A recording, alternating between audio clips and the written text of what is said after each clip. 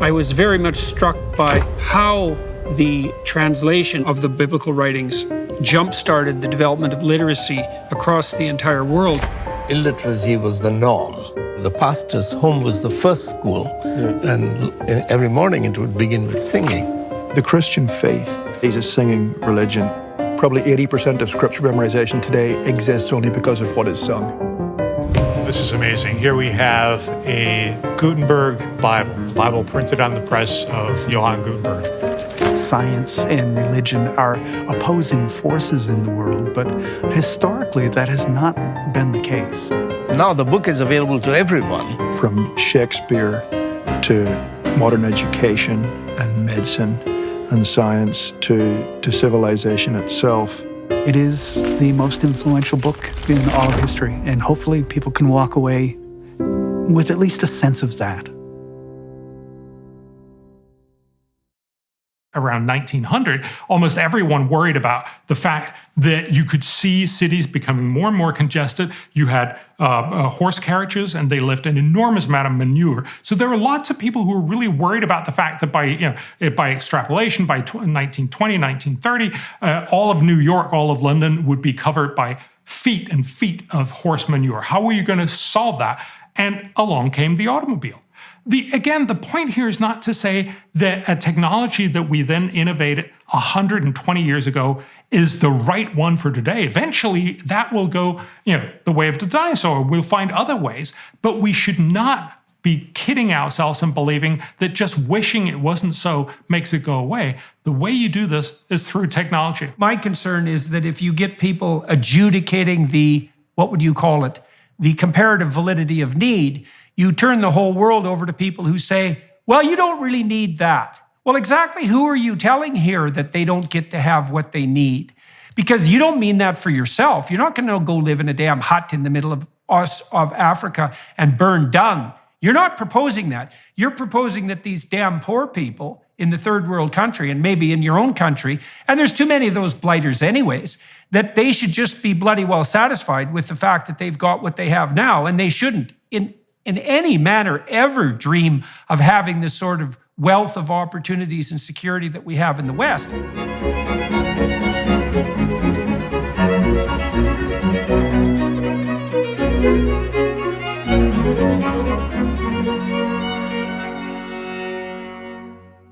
Hello, everyone watching and listening on YouTube or associated podcasts. I have the great privilege today of speaking once again to Dr. Bjorn Lomborg. We've talked several times on my podcast before.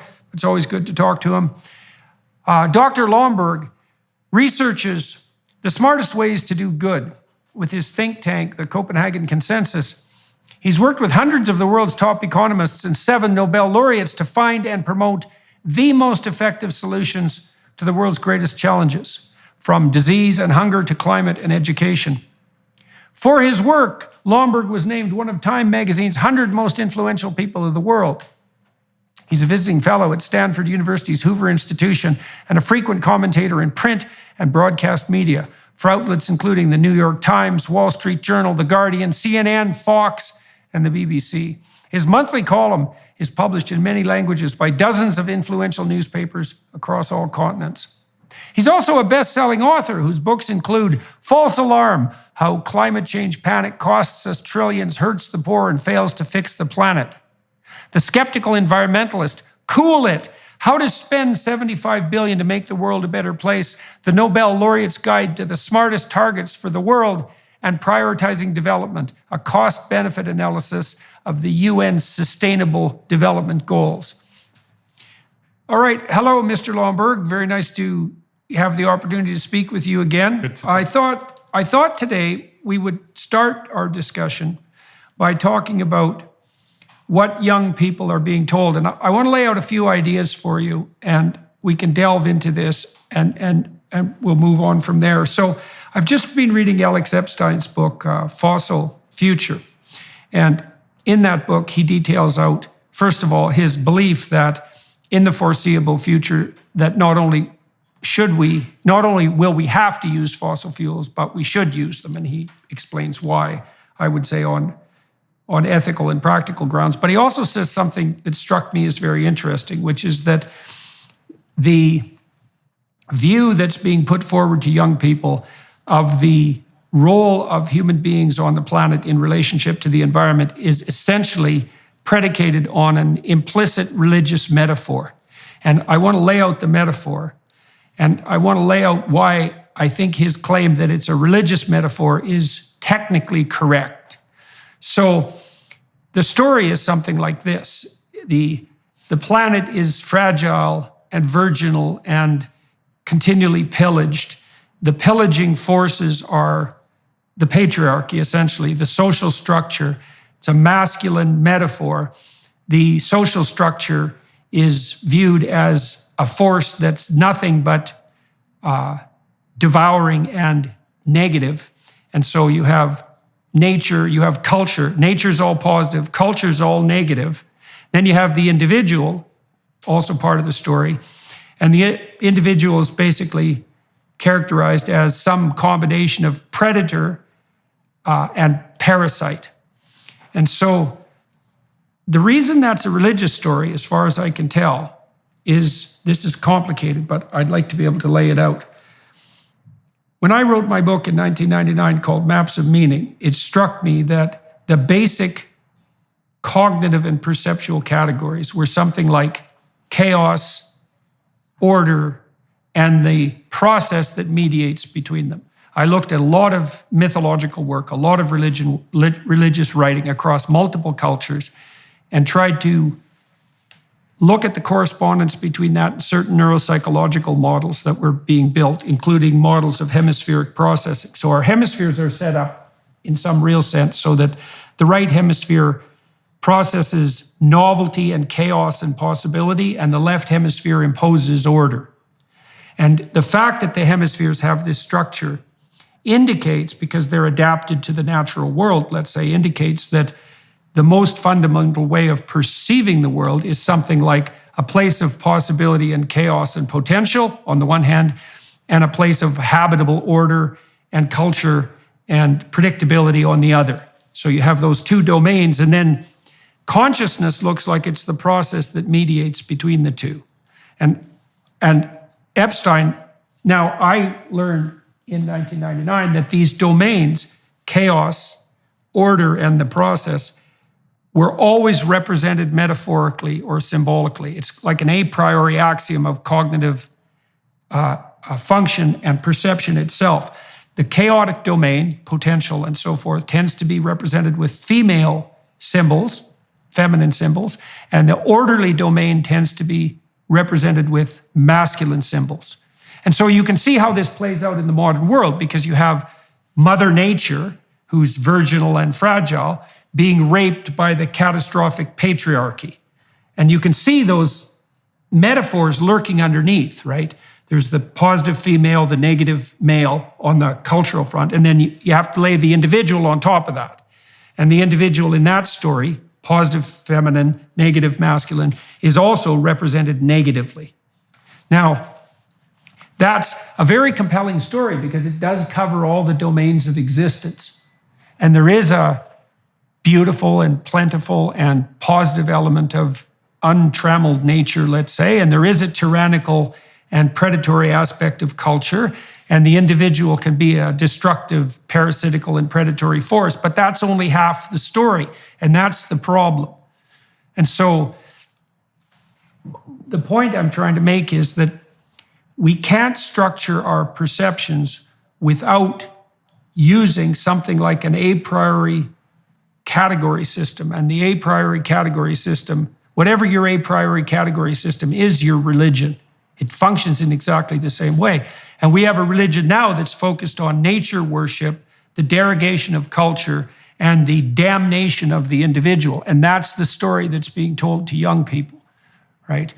The planet's fragile, culture is nothing but a destroying force, and individual effort is to be construed as predatory, say in the patriarchal sense, and parasitic in relationship to the natural world. So I'm wondering what you think about that. Yeah, no, I think it's a great metaphor. So again, if we go along with this, and if we all have religion, I would tend to say that my religion is data. There's a famous statistician that say if you, without data, you're just another guy with an opinion, right? We have a lot of knowledge about the world, and the reality is that much of this is built on stories and metaphors and things that we've heard, and it's probably not very conducive to understanding what the world is actually like. And I totally agree with you that everybody, not really just young people, but especially perhaps young people, are told this is the end of times. This idea of should you really have children? Should you really put them into this world, this terrible world? The world is going to end in whatever the number is right now, but 8 years or 12 years or whatever. The feeling is that this is sort of end of times. And that's very much, as you point out, a sense of we have this beautiful world that we somehow, this natural world that we've somehow despoiled and made terrible in so many different ways.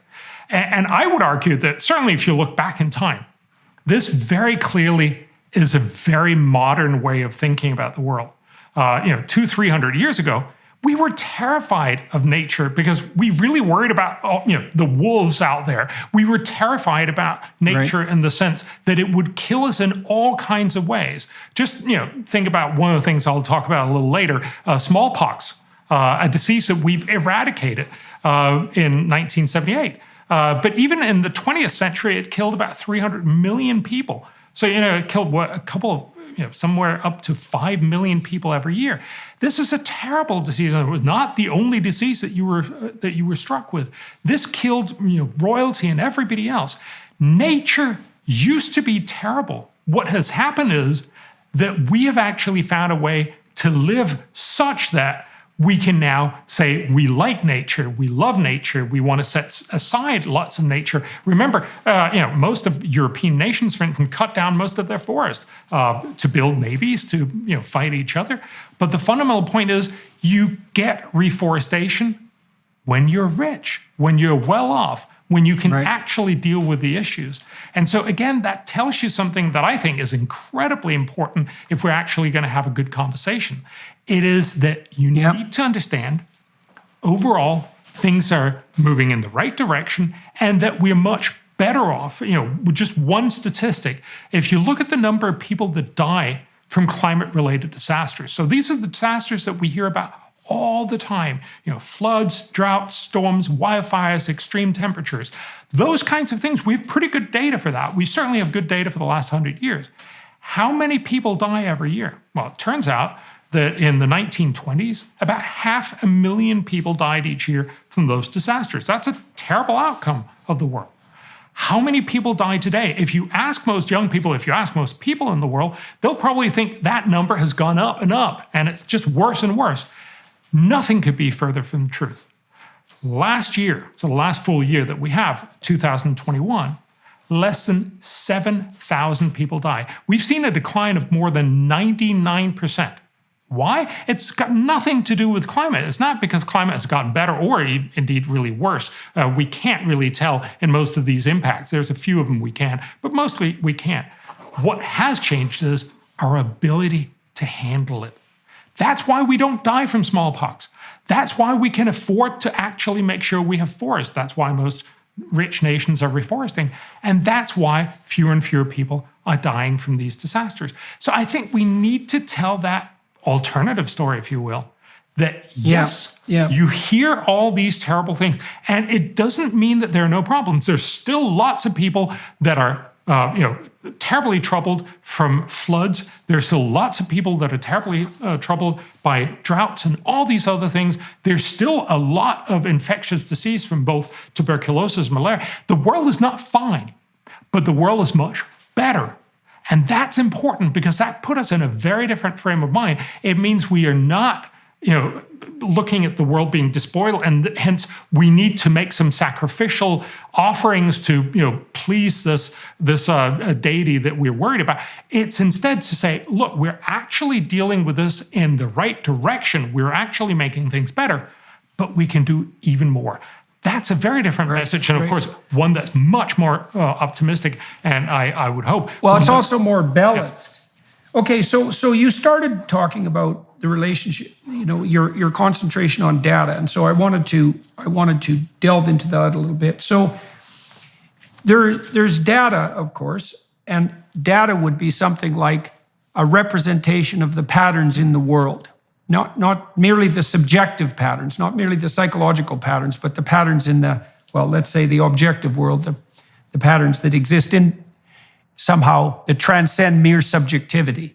And so those are patterns that we're going to test our presumptions against. But part of the reason I wanted to delve into the underlying metaphorical substructure is because a lot of your work and the work of the more non-naive optimists that I've encountered in the last 10 years has this counter-narrative element that structures it. I mean, because your a priori axioms, they're the reverse of the environmentalist axioms in some sense. In this way is what I mean, is that you started your description by pointing out that we shouldn't be lulled into thinking that nature is only benevolent.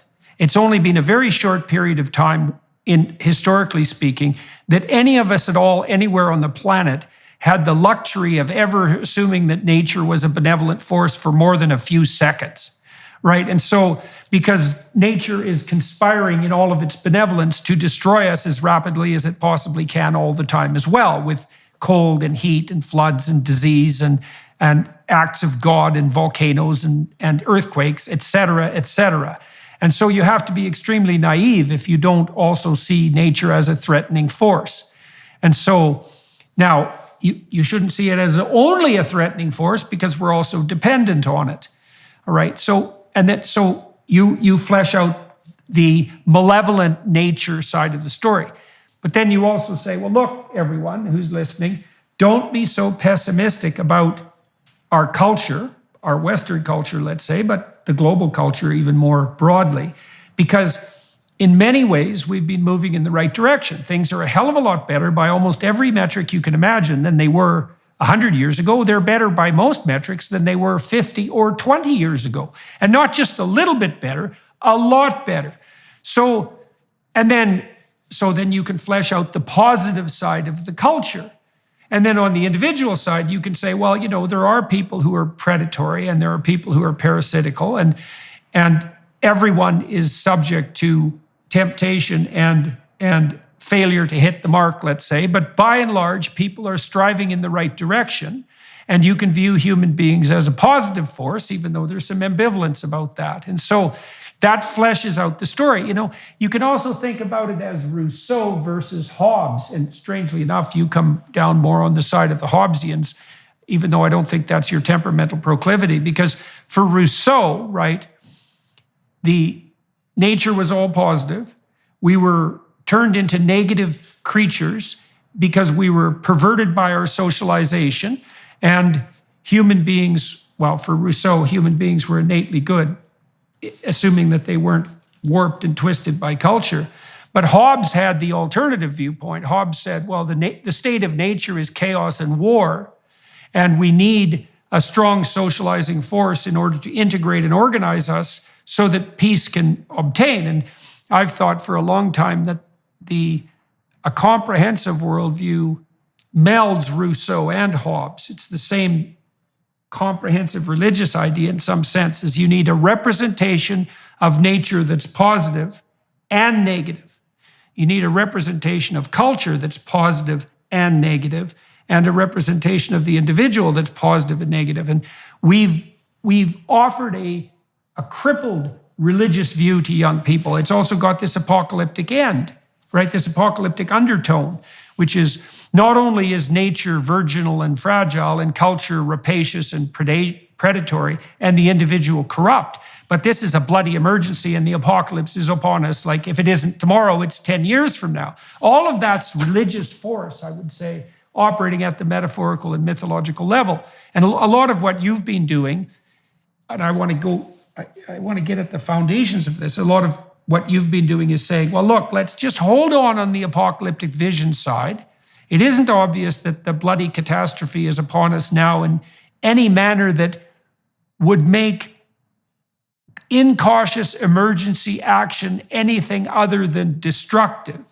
There's no reason to assume that as a social force, we're only predatory and parasitical, and we could we could give ourselves some credit for striving in the right direction and also being able to master this. Because one of the things that I really liked about your work and about many of the people who are working in the optimistic front, this is mostly economists do this, is the idea that, well, we don't have an apocalyptic challenge on our hands, but we have some challenges, but we're the sort of creatures that can actually master those challenges if we don't panic and do something too stupid. Yeah, no, and look, that's exactly the right point. I actually think, I love your Hobbes and Rousseau. I in some ways, you're probably right that I would argue, of course the world originally was like Hobbes and not Rousseau, but what we've actually managed with 300 or 400 years of hard work is that we have turned the world into something that's much closer to Rousseau. I'm not sure I'm going to go down in history with this philosophy lesson.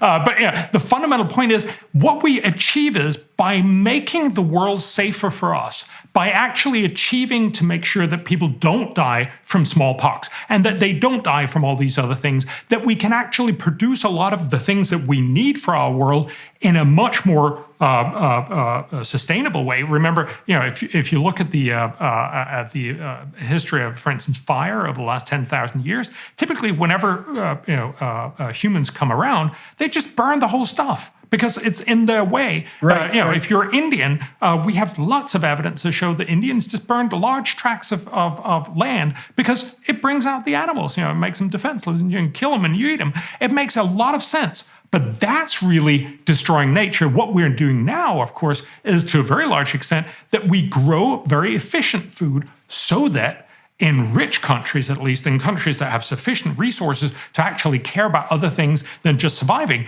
they set aside more and more nature.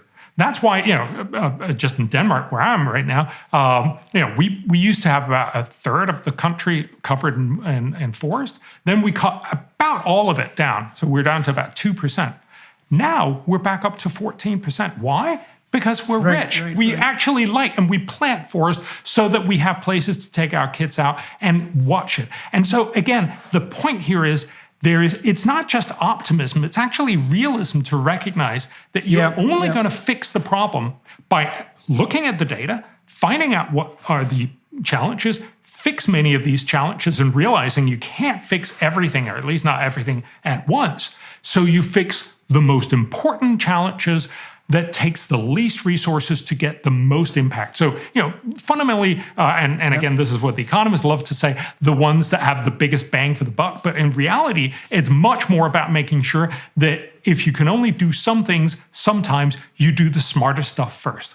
And that's what's brought us to here. And that's why we should stop saying it's the end of the world, but still recognize that there are plenty of troubles around. And again, also, just let's remember, we're sitting in two developed countries where we're very well off, where we're not worried about, neither smallpox because we've eradicated that, but we're not worried about tuberculosis either. We're not worried about not having enough food. We're not worried about all these different things that most people in this world. So, by far over 4 billion, so probably more like 6.5 billion of the 8 billion we are on the planet, are worried about every day.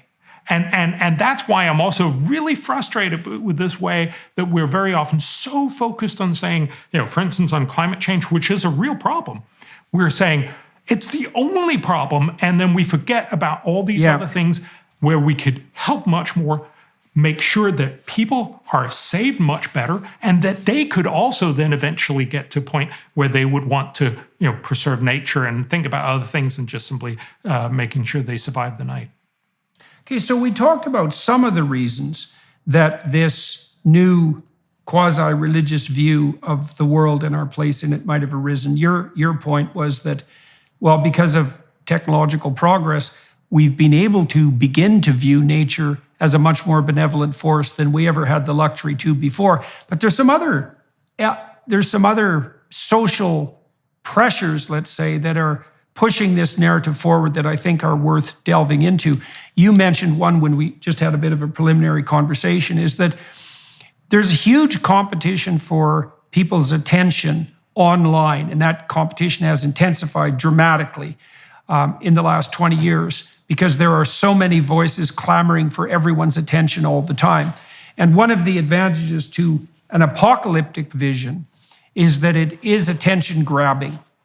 And so any narrative that tilts towards the apocalyptic is likely to get magnified in online communication, because things are good and slowly getting better isn't much of a headline. And there's nothing novel about it. Okay, so that's another possible contributing factor. Can I just give you one? Yes, please do. Our World in Data, it's a wonderful website, and they point out, I love the statistic. We have no sense of how many people we've lifted out of poverty. So over the last 25 years, it's in the order of almost 1 billion people. So every year for the last 25 years, we could have had a headline in every paper in the world, everywhere around, telling us yesterday, 138,000 people were lifted out of poverty. How come you never hear that? That's just an astoundingly amazing thing. And yes, there are still many problems. Yes, there are still many poor people. But the fact is, 200 years ago, we used to be almost all extremely poor. There was a few royalty and that, and then it was 95% of all of us had what is typically known as $1 a day, but it's really 2.50 now. But the fundamental point is we were incredibly poor. Now we have less than 10% that are extremely poor. That's still a problem. We should still help them, and there's a lot of ways we could do that. But that is one of those many stories that you don't hear because it doesn't generate clicks. We'll be right back with Bjorn Lomborg in just a moment. But first, there's no better way to study Scripture and develop a dedicated prayer life than with Hallow. Hallow is the #1 Christian prayer app in the US and the #1 Catholic app in the world. It's filled with studies, meditations, and reflections, including the #1 Christian podcast, The Bible in a Year. Download Hallow today and try their Advent Pray 25 challenge, a 25-day journey through Bible stories from both the Old and New Testament leading up to the birth of Jesus. These meditations are led by cast members from the largest Christian streaming series in history, The Chosen. Advent Pray 25 will help grow your understanding of mankind and develop a disciplined prayer habit during a season when our discipline is put to the test. Download Hallow for 3 months completely free at hallow.com/Jordan. That's hallow.com/Jordan. Give yourself the gift of peace, calm, and discipline this Christmas. Go to hallow.com/Jordan today.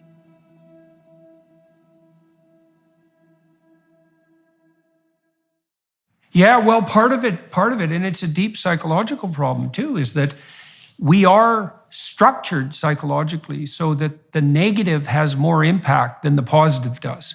And that's a very difficult bias to work against when you're in a situation where you might be making the case that the positive should be what's predominating. It's like, well, fair enough, but that isn't exactly how we're wired. And I suppose that's why, because we can be 100% dead, but only so happy. And so it's conservative in some sense, and I don't mean politically, to be a little more hyper alert to the negative than to the positive. But that's a tough thing to fight against when the negative can grab attention, especially when it's blown up to apocalyptic proportions. Okay, so there's a couple of other things I wanted to delve into there too. So there's this psychologist, Jean Piaget, and Piaget is very interested in ethical development and cognitive development. He developed a stage theory of human cognitive and moral development across time. And the last stage in his sequence of cognitive/ethical transformations was the messianic stage. And not everyone hits that, but more philosophically sophisticated young people pass through something approximating a messianic stage. And it occurs somewhere between the ages of 16 and 21, which, by the way, is the right stage of life to bring young men into the military if you're going to do it effectively. Like there's a whole radical process of neuronal pruning that takes place between age 16 and 21 that's analogous to what happens between the ages of 2 and 4. It's almost as if at that point you die into your adult configuration, right? So because you're pared down to what is only going to work for your environment. Okay, so now one of the psychological consequences of that is that when when young people are in this stage of development and they're looking for how to separate themselves from their parents and to maybe even move beyond the narrow confines of their immediate friendship group, they're trying to catalyze their identity with a broader social mission. And in archaic societies, that step would be catalyzed by something like an initiation ritual, where the old personality is symbolically destroyed, put to death. That accounts for some of the torturous elements of the initiation ceremonies. And then the new man, because the initiation ceremonies tend to be more intense for boys, the new man is brought into being as a cultural entity. And then he's aligned with the mission and purpose, let's say, of the tribal unit. It's something like that. Well, right now, I think the radical leftists on the environmental side have been very good at capitalizing on those urges, because what they offer to young people is this, but it's pathological in some real sense, because it's a shortcut to messianic moral virtue. So the idea would be, well, there is an apocalypse. We need to save the virginal planet. So there's a bit of a St. George thing going on there to protect the virgin, let's say. And the way to do this is to become something approximating an activist who's dead set against the evil patriarchy and the predatory and parasitical individual. And you can understand why that's attractive, because it does offer young people a grand vision. They're now protectors of the planet. They're participating in something that's beyond themselves. But the problem with it is that it's an invitation to a very one-side story, and it's got this terribly destructive anti-human element. And so well, I'm curious about what you think about that. I think it's a very good metaphor for how the world in many ways have come to work. I think you're absolutely right. It's a very sort of stimulating and very easy message to fall into. The world is terrible, but here's how we can help. And the story very easily become, I'm going to help by cutting tons of CO2. Now, again, I bring my data points to this. And so I think there's two parts of it. I mean, first of all, I think we should recognize it's wonderful that young people, and really everyone, wants to do good. We should encourage that. We should. That's wonderful. And again, it's part of the fact that we're now well off, that we can stop worrying where's our next meal coming from, and then we can start thinking about, so how are we going to help the world? But the reality is that when we're being told this, it's the end of the world, and hence this is the only thing that matters, we're very likely to make very poor decisions. I mean, if it was true, if there was a meteor hurtling towards Earth, the only thing that mattered, and it was going to, sort of wipe out the whole world. The only thing that matters was to get this, the space shuttle, or the starship or whatever, up there and deflect it. That's what we should be focused on. But that's not the right metaphor for climate change. It's a problem, right? And it's a problem that we, in many ways, as we saw with that statistic I told you on before, the fact that we've seen dramatically declining levels of people dying from climate-related disasters, because we can actually adapt to much of this, and because we can predict it, we can make sure that the people become more safe from these things. It's not the end of the world. It is a problem, and saying this is the only problem makes us very likely to make really poor decisions, because we only focus on this and forget all the other. Let me just, one other thing. So I think there's 2 points to it. One is that thinking it's the end of the world and thinking this is the only problem make you forget all the other problems. But also when you look at then, what are the solutions that are typically offered? They're terribly inefficient.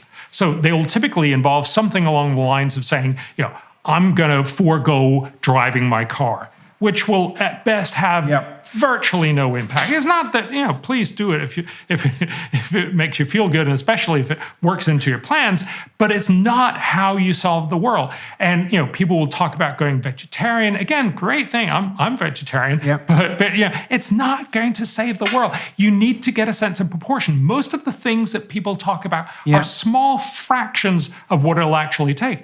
And what they're really suggesting, and what everybody's now talking about, is this net zero idea that we need to cut all carbon emissions from all economies by 2050.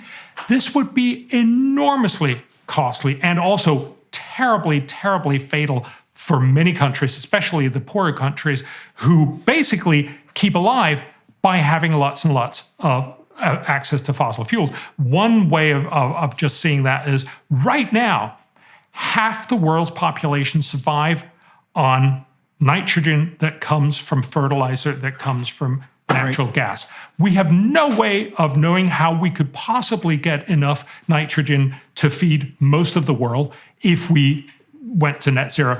We saw a small example of that. It was a very badly performed example in Sri Lanka, but still it's worthwhile to point out. You cannot actually feed most of the people on the planet if you want to go organic and go net zero right now. And that tells you a story, because as Norman Borlaug loved to point out, one of the Nobel laureates that actually helped save 1 billion people or so, he said, I look around the world and I don't see 4 billion people willing to give up their lives, right? So there's no 4 billion volunteers to say, all right, I'm not going to be here. We need to be realistic about this and say the current solutions are often very counterproductive. So stop believing it's the only problem and stop arguing for bad solutions. Okay, so let's talk a little bit about that too, from a motivational perspective. So we have this appeal to the messianic urge of young people, but now here's how the appeal gets warped. Because it is the case that each young person should take their place as a responsible, productive, and generous member of the broader social order. But that's really difficult. That's genuine moral effort. And that would require growing the hell up, being willing to make sacrifices, including the future in your deliberations so you're not impulsively hedonistic, serving other people, starting a family, starting a business, like all these things that you have to do in the micro world that require real effort. Well, here's the shortcut that's being dangled in front of young people. It's like, forget about all that activity, that difficult, painstaking, conscientious, local activity. That's all just part of the predatory, parasitical patriarchy. So you can just dispense with all of that. Instead, you can put yourself forward as an ally of virginal nature, and instantly, as an anti-apocalyptic advocate of that sort, you're elevated to the highest possible moral stature, which is something like, it's something like a messianic figure.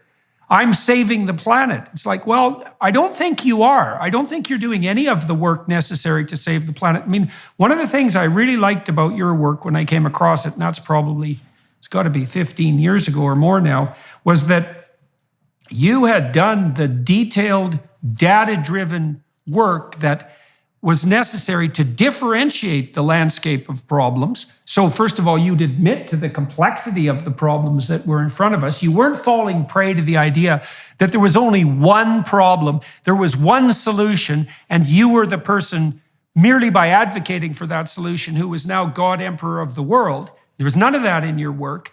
And I think part of the reason it's had a hard time getting traction to some degree is that you're insisting to people that they actually pay some attention to the complexity of the challenges that confront us, right? And the problem with that is that runs contrary to this narcissistically attractive meta-narrative, which is, no, you can just oppose the patriarchy and everything that goes along with it, all that responsibility, which maybe you don't want to shoulder anyway, and you can instantly become morally superior by being a climate change activist. And some of that's attractive to the messianic drive in young people, but also some of that's attractive to just straight, bloody, what would you say, hyper-simplified narcissism. Because people, one of the dark motivations of people is to obtain unearned moral virtue, because we need reputation. And if you can put yourself, that's why we worship allies now. If you can put yourself forward as an ally of the noble cause, then all of a sudden you have as much moral stature as anybody can hope to gain. But you haven't done any of the real work. And the real work is the devil's in the details and the data in relationship to the real work. And so one more thing to add on top of that. So there's this enticement that we're offering to young people. It's like, well, here's a worldview. We can identify the villains. The villains are culture and the predatory individual. You can be an ally. Now you have overblown moral virtue merely because you're on the right side. And then you don't have to think through any of this because you've already got the story right, even though it's a 1-pixel story.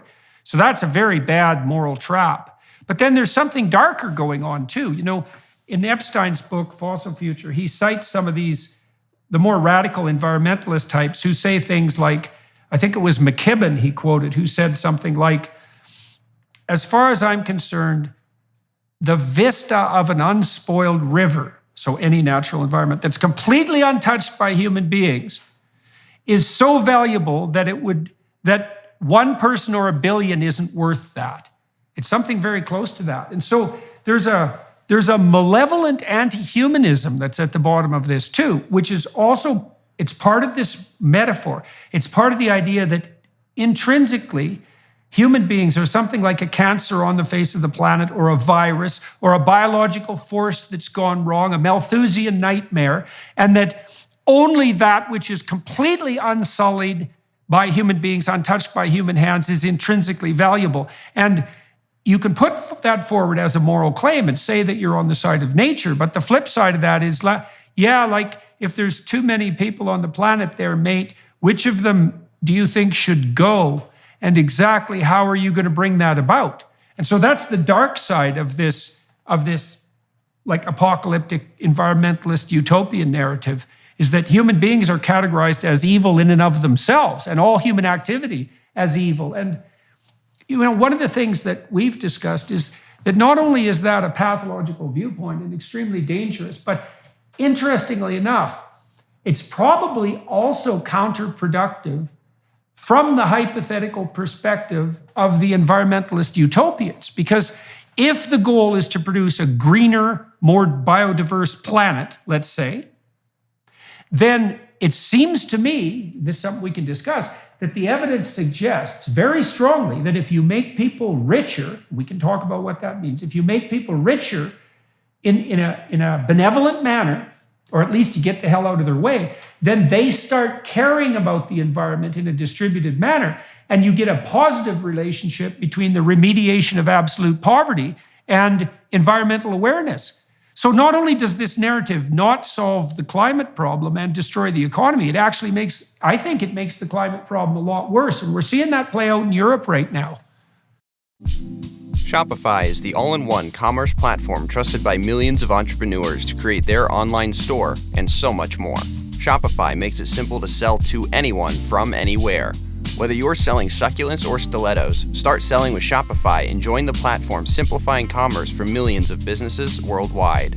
With Shopify, you'll customize your online store to your brand, discover new customers, and build the relationships that will keep them coming back. Shopify covers all the sales channels to successfully grow your business, from an in-person POS system to an all-in-one e-commerce platform, even across social media platforms like TikTok, Facebook, and Instagram. Thanks to 24/7 support and free on-demand business courses, Shopify is here to help you succeed every step of the way. It's how every minute, new sellers around the world make their first sale with Shopify, and you can too. Sign up for a free trial at shopify.com/JBP. Go to shopify.com/JBP to start selling online today. That's shopify.com/JBP. I think there's a number of things to unpack here. So I think you're absolutely right that we have very good evidence to saying if people are better off, they're much more likely to be environmentally concerned. Environment problems are poverty problems. That's really what that is. You know, when you're poor, yes, you just cut down forest in order to feed your kids. You'll basically litter around everything because honestly, you have other things on your mind right now. Whereas once you're well off and most of your future is secure, you can care a lot more about the environment.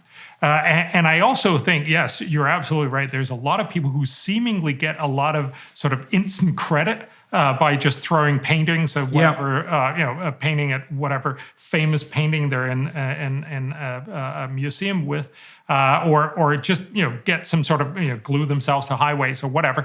That's not how you solve this problem because it is very, very complicated. And as you also point out, if you actually want to be part of the solution, help bring the world onwards, it's actually going to take a lot of painstaking work. And I think you nailed it on why are my solutions much harder to sell? Well, fundamentally because it's more boring. It is not as flashy and exciting as being able to, get on a TikTok video and show your virtue, but it's actually about a lot of hard work. I mentioned Norman Borlaug. He got the Nobel Peace Prize in 1970. He was the originator, there's a lot of other people along with him, for the Green Revolution that basically worked through the 60s and 70s.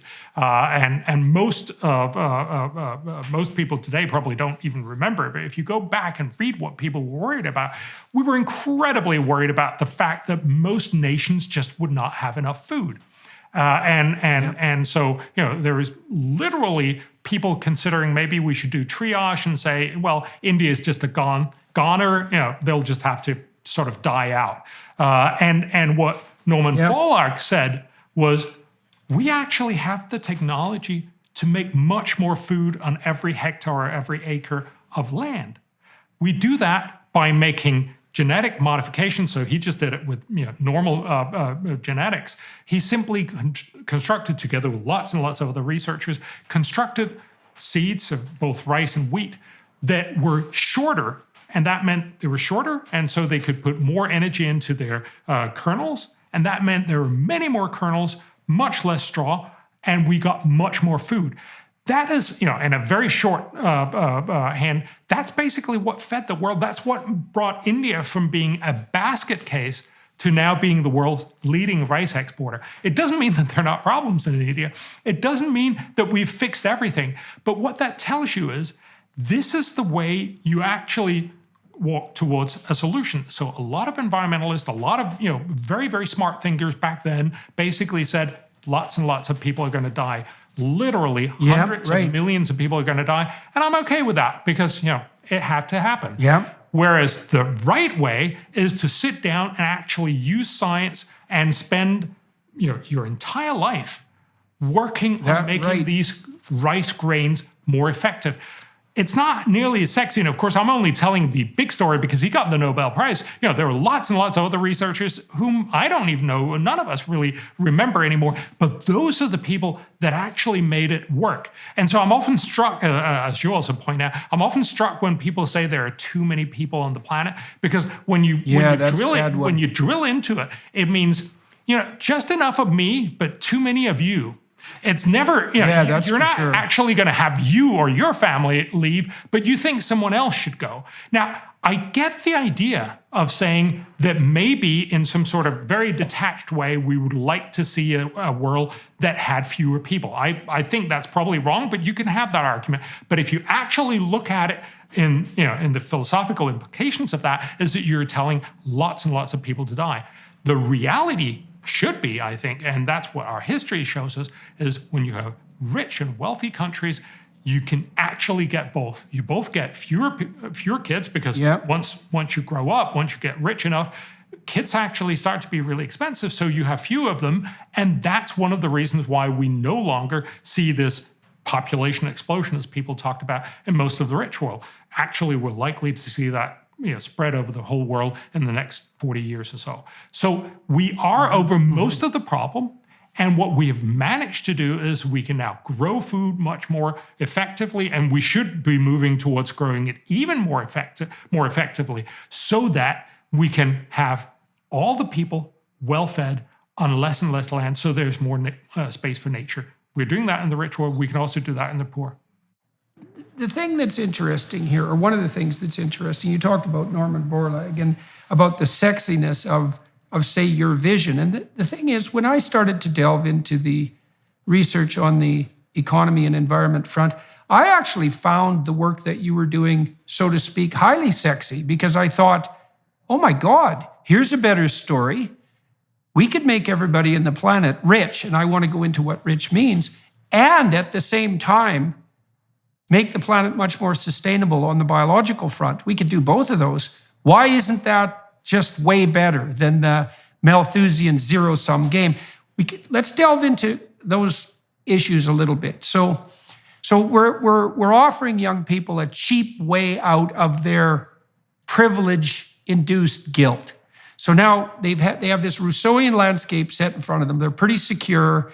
They're they're pretty comfortable. They're not going to die of malaria or smallpox. They have enough to eat. They have educational opportunity. But now they're scrounging around trying to figure out what to do with their life because they need to justify their miserable existences to themselves. They need something meaningful. And so the radicals come along and say, well, just be an ally of the virginal planet. And that is simple, so it has that appeal. But it's also simple in an underhanded way because it isn't the message, look, why don't you be like Norman Borlaug and develop something like a noble vision, which is, well, maybe we don't have to starve 4 billion people to death. Maybe we can feed them. Okay, what do people eat? Oh, they eat food. Yeah, so how about if we make food more efficient?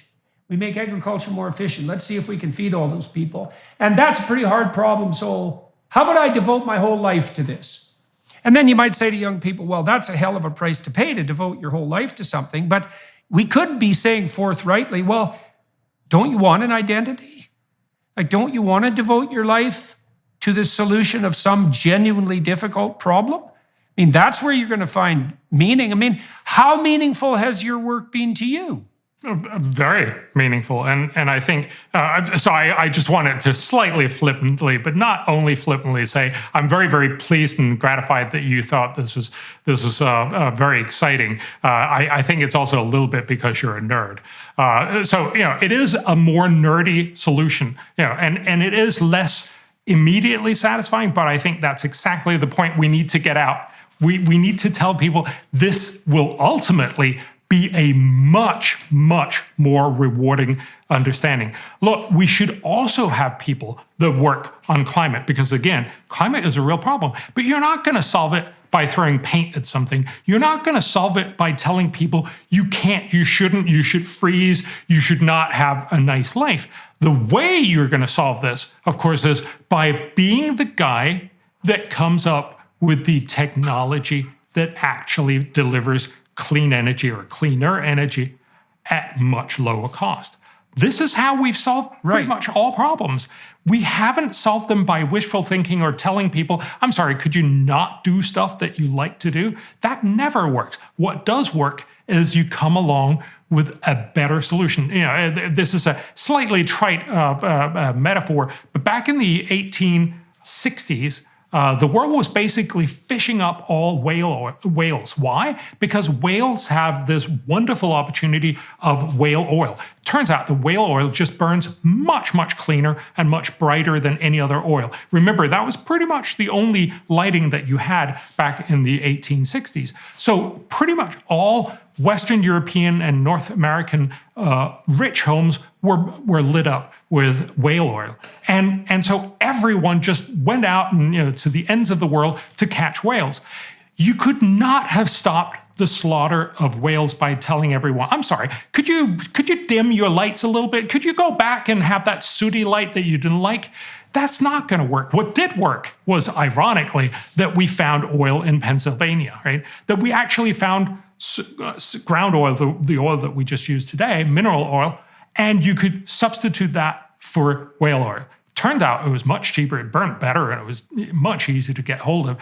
And so we pretty much stopped hunting whales after that. There are still some because they also give meat. But the fundamental point is technology solves this problem, not good intentions. Right. Well, so that means that we can thank the fossil fuel industry for saving the whales.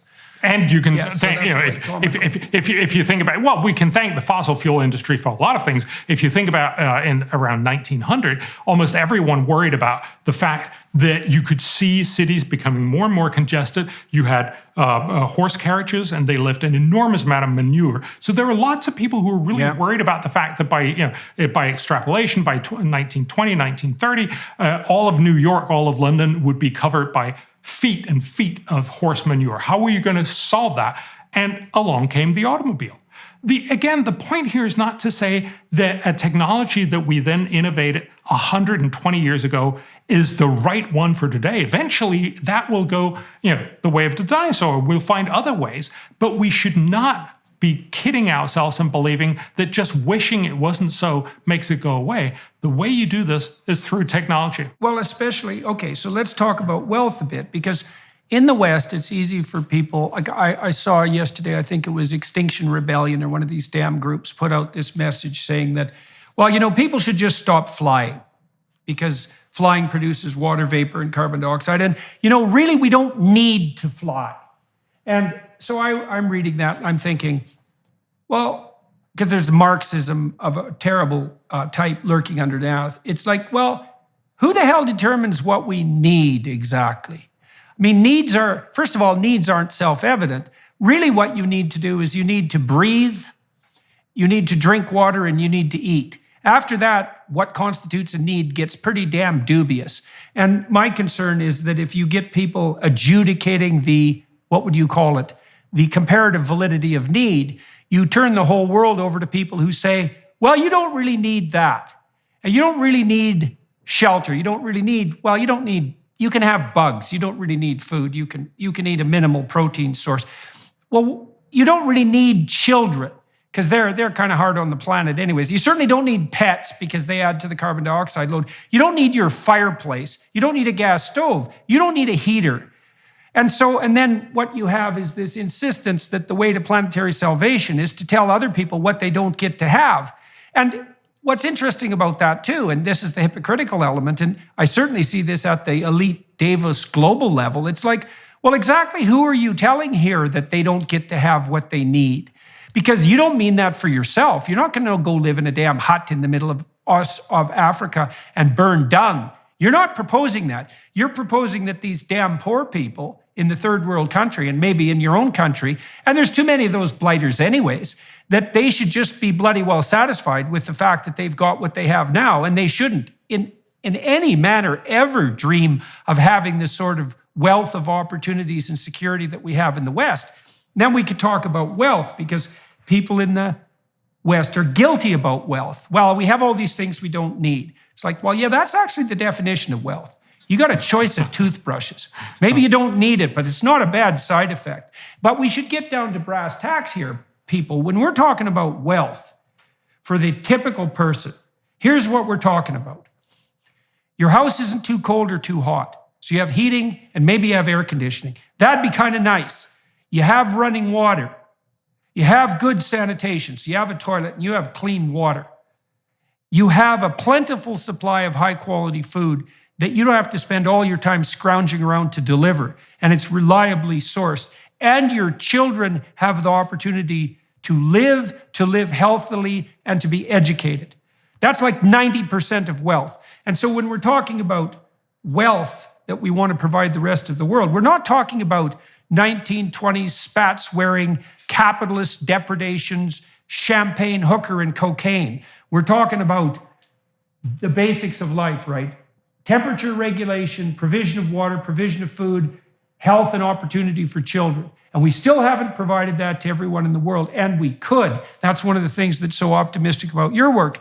Not only could we do that, we should do it, and we could and should do it in a way that would benefit the long-term sustainability of the planet. Yeah, and look, again, you rightly point out that people will want to manipulate your choices, and not only does that have a dubious and sort of moral impact, but it's also, just from an economist's point of view, if you tell people you can't fly, it's not like they're going to say, oh, I was planning on spending 5% of my income on flights, so I'm just going to burn these money. I'm just going to spend it on other stuff, which also produce carbon emissions. And so, we've no sense of saying the only real way, and I have some respect, sort of intellectual respect for these people who are actually saying the only way to solve global warming is by making everyone poor, what's called degrowth. First, we make the rich world poor, and then once the poor world have gotten slightly richer, we also say stop to them. At least it's intellectually honest. It's also terribly anti-human. And it's not going to happen. There's no constituency. No politician would ever get voted into office, or if he or she actually delivered on it, would get re-elected on that sort of platform. And what that tells you is this is just simply, again, wishful thinking. And I keep getting back to saying, if you are actually serious about problems, are you going to suggest something that'll actually work? Or are you just going to suggest something that makes you feel good, or that have no chance on Earth to get carried through? Again, there is an argument, and I think there's a legitimate argument for putting a carbon tax on things. That's a simple way that we make regulation that says there's a global bad here, we tax it, and then you put that global bad into your considerations. But that's how you solve it efficiently. And of course, the reality of that is that in any realistic formulation of this, people will fly slightly less. And that's no good for many of these moral crusaders, because they want to completely get rid of it. It's not going to happen. What needs to happen, if you actually want to solve this problem again, is to get innovation. We already know how to, for instance, decarbonize most of the electricity system. It's just through nuclear. We know that's worked for 50 years. The reason why we're not doing it, and the reason why I'm a little skeptical about it, is that it's too costly right now. We can have a whole conversation about why that's the case. But there's a lot of innovation going on about fourth generation nuclear that could become much cheaper. We just saw the breakthrough, maybe fusion as well. But the point is that there's lots of technologies. Those are the ones that we're going to focus on, because again, you're not going to tell people you can't have your whale, you have to dim your light. What you can say is, oh, here's a better alternative. Oh, it also happens to be cheaper, and it doesn't kill whales. Black Rifle Coffee Company is helping you knock out your holiday shopping with a ton of awesome new products this year. Shop the best brewing gear, thermoses, mugs, and apparel designed for folks who love country and coffee. Black Rifle sources the most exotic roasts from around the globe. All coffee is roasted here in the US by veteran-led teams of coffee experts. Stuff your Christmas stockings with the latest roast from America's coffee for 10% off with the code Jordan. Better yet, sign your Secret Santa up for a coffee club subscription. Imagine the joy of a pre-scheduled coffee delivery, your favorite roast when you need them most. It's the gift that keeps on giving. Black Rifle Coffee Company is veteran-founded and operated. They take pride in serving coffee and culture to people who love America. Every purchase you make with Black Rifle helps support veteran and first responder causes. Go to blackriflecoffee.com and use promo code Jordan for 10% off coffee, coffee gear, apparel, and when you sign up for a new coffee club subscription. That's blackriflecoffee.com with promo code Jordan for 10% off. Black Rifle Coffee, supporting veterans and America's coffee. No, and so the degrowth model is predicated on the idea that, well, let's lay out the ideas, that really there are too many people on the planet, and the people who are there now, especially the rich ones, are consuming far too many resources per capita. And so the only way forward to a sustainable planet is through degrowth. Okay, so let's take that apart. First of all, who's going to impose that degrowth?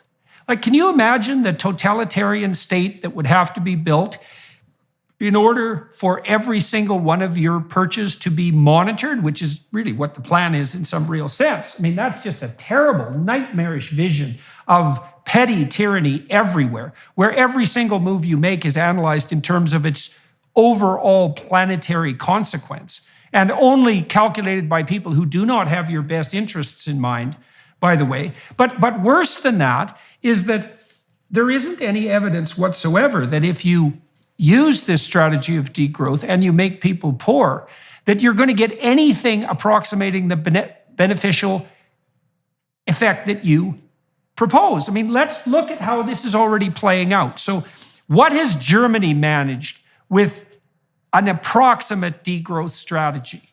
I mean, so part of the degrowth is, well, we certainly don't need fossil fuels or nuclear on the energy front. Okay, so from what I've been able to gather now, energy is about 5 times more expensive per unit cost in Germany than it is in the United States. A huge number of industrial endeavors are fleeing Germany for US, which isn't so bad, or China, which is really not good, because it's too expensive even to do such things as build batteries for electric cars in Germany now. But also, you might say, well, that's all worth it because now we have all these renewables and the place is much cleaner, and if we have to pay a price in terms of loss of industrial productivity, c'est la vie. But I read the other day too, and I hope this is accurate, that Germany has fallen to something underneath the 100th position in the world in terms of emissions per unit of energy produced, because as we've moved foolishly and precipitously towards unreliable renewals, especially on the wind and solar front, the Germans have had to, especially because they killed their nuclear plants, they've had to turn back to coal. And so now they're burning way more coal than they used to for 5 times the electricity price and unreliable power to boot. And so this degrowth philosophy, which violates the presuppositions of economic motivation, let's say on a psychological and economic front, is not only going to demolish the industrial structure, make the poor much poorer and more desperate, but it's going to bring about worsening of the conditions for environmental sustainability, and very, very rapidly. Now, we're also seeing in Europe, and you can comment on this a bit, is that because we're now in an energy crisis, a foolish energy crisis, that people are starting to deforest Europe, and they're starting to burn peat in Ireland again because they have to heat their damn homes. So even by the standards of the environmentalists themselves, perverse though those standards may be, the degrowth philosophy is completely unsustainable politically and psychologically. Because you're just not going to tell people, you can let grandma freeze in the dark. Yeah, I think you're absolutely right that it's not going to happen. People are just not going to allow that, and they won't accept that sort of tyranny as you're talking about. You would need much, much more than anyone would be willing to offer up. Just to give you one sense of it, for the average American, some estimates indicate that going net zero would actually cost you in the order of $12,000 per person per year by 2050. That's just impossible to imagine that anyone would ever accept. And also, I think we need to separate. There's been this tendency in almost all conversation to totally muddle climate and environment. Now, environment is a lot of other things, and it's, for instance, air pollution and all these other things that are fairly, local to you. So degrowth would actually solve climate change because we would stop producing. It wouldn't solve a lot of the other environmental problems because now we would start, burning everything else, and we would be terribly poor, and life would be horrible in so many other ways. I think fundamentally we just need to get back to realizing that when you're saying, and these protesters will glue themselves to the roads and say, we don't want you to use any fossil fuels. But of course, when they come back in their lives, they're crucially dependent mostly on lots and lots of energy produced by fossil fuels. And they would probably, most of them, not be willing to give that up. And if they're not even willing to do that, of course they're not going to get anyone else to do that just by gluing themselves on highways. What they're going to do is if they could come up with a new innovation that was cleaner than anything else, if they, instead of gluing themselves to the road, would actually take up university, go and figure out, and it need not be a solution to climate change, but one of those solutions, but one that was actually effective, then of course they would have done real good in the world. And so again, I think that's the sort of purpose of our whole conversation, to say, stop believing this is the end of the world, because it's not. But also stop believing that the solution to the end of the world is to glue yourself or to just be gloomy or tell everyone we should just stop with everything. The solution is smart technologies. The solution to the end of the world is not to become a frightened tyrant that says, oh my God, the sky is falling. I need all the power now. I need to make these centralized decisions. These centralized decisions are going to affect every single element of your life and your children's life, assuming you get to have children at all. And that's going to bring us towards a more benevolent planet. It's like, none of that's true. There's not an apocalypse. You don't get to be a frightened tyrant. We don't need centralized top-down control of absolutely everything we do. And even if we did have all of that, what we would get wouldn't be the positive outcome that everyone who's on that side is touting. What we'd get is the same kind of centralized planning disasters that we've seen play out time and time again over the last 100 years all over the world. This is, every single way you cut this is a bad set of solutions. Now, I want to steel man it a little bit. So, the idea that there are too many people on the planet is actually predicated on, you might say data, which is one of the weird things about data, is that if you put if you take a petri dish that's full of a nutritive medium and you put a mold on it, the mold will grow until it eats all the available nutrients and then it will all die. And so that's a kind of limits to growth model. But the world in that model is a encapsulated petri dish, and the biological agents are mindless single-celled organisms. So you might say, well, that's not a great metaphor for human beings, because first of all, human beings aren't mold or viruses or cancers. We're a very strange breed of creature because we can think and we can react and we can modify the environment and we can modify ourselves.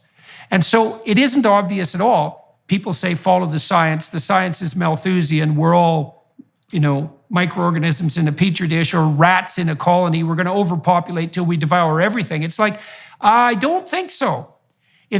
First of all, why would you use single-celled organisms as the cardinal metaphor for human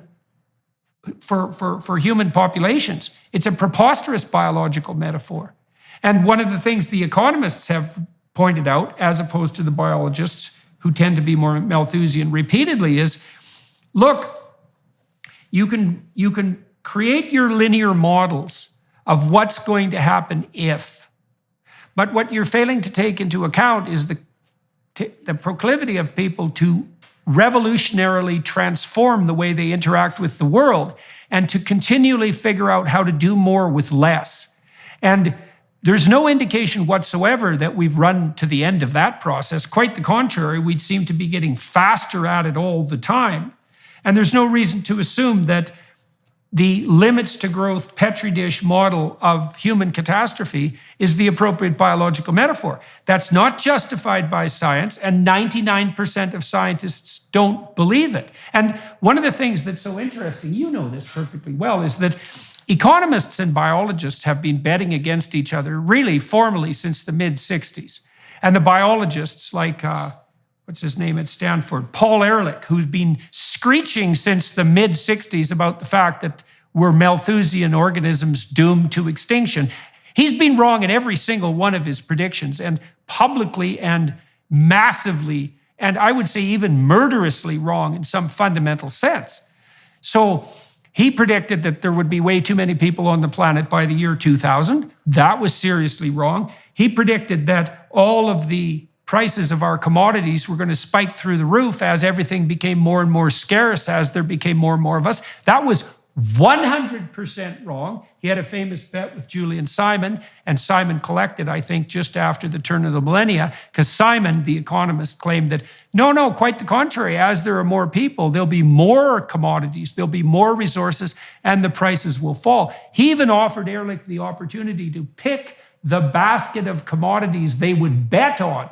And Ehrlich got stomped. And what we've seen continually, time and time again, is the economists have been right, which is that there's no limit to human ingenuity. And that also means that if we got food, water, sanitation, opportunity to the billions of people that don't have it, we would produce a few more spectacular hyper geniuses like Elon Musk, let's say, or Norman Borlaug, and God only knows what sort of efficiency they can produce for us. So the idea that we could convert natural resources into human cognitive ability, that seems like a pretty damn good trade from the perspective of economic flourishing and environmental sustainability. Yeah, so just 2 points on that. I think it's incredibly important to remember that it's not just the Elon Musks and the Norman Borlaugs that make up the world. Also because, it is actually, you very early on said that you've done all this great work, and thank you very much. But this is the work of literally many hundreds of the world's top economists that I've helped sort of shepherd together. But there are lots and lots of people involved, and likewise with Norman Borlaug. I'm sure that's also true with Elon Musk. And so the fundamental point is this is about getting everybody on board with this, and that's also why I'm so excited we have this conversation, because I think this is about telling you don't need to be Elon Musk to be on this positive side of history. You need to make sure that you're pitching into this very long battle in order to make the world better. And again, also, sorry, I'm just being the nerd here, right? But of course, nobody's 100% wrong. I get that this was a sort of metaphorical 100%, but it's more the argument here is to recognize that a lot of biologists, and Julian Simon actually wrote about that, the guy you mentioned that did the bet with Paul Ehrlich, and he said it is very curious how most of the people who think the world is going to end are typically natural scientists. They're typically biologists or biologist inspired. And I think that is because the models that cover those, and it's not just mold, but it's also, fox, rabbit populations that they will sort of interact, and then there's too many rabbits, and then there's too many foxes, and so on. Those are all models of individuals that act without foresight. And it makes sense. That's how, 99% of nature is. But we're not that.